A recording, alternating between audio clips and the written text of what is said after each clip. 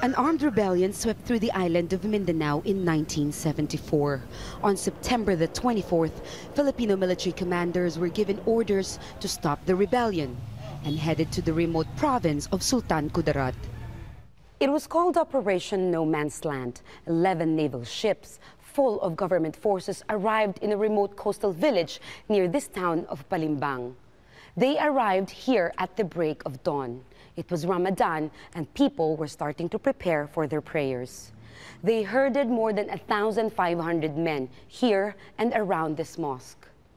What happened then was beyond human comprehension. More than 1,700 people were murdered in a few days because they were suspected of sympathizing with rebels.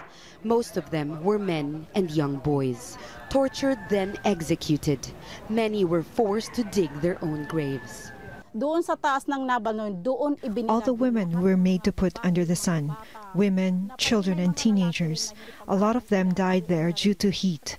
The dead children were thrown off the sea. Our mothers were raped. Even mothers who were breastfeeding were dragged and raped. One of my aunts, who was said to be suicidal, the soldier wanted to rape her. She took a knife and stabbed him. I saw them hack the men to death. I saw them stabbing my brother, who didn't want to get inside the mosque. I saw him dying.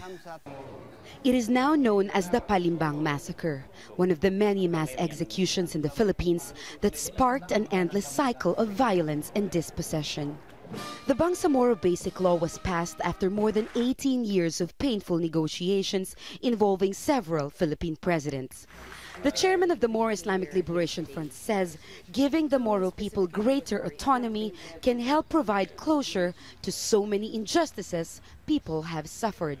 During the non-passage of the BBL in the last Congress, there are many of our people trying to insinuate that we will go back to violence again, but we insisted we have to uphold the peace process.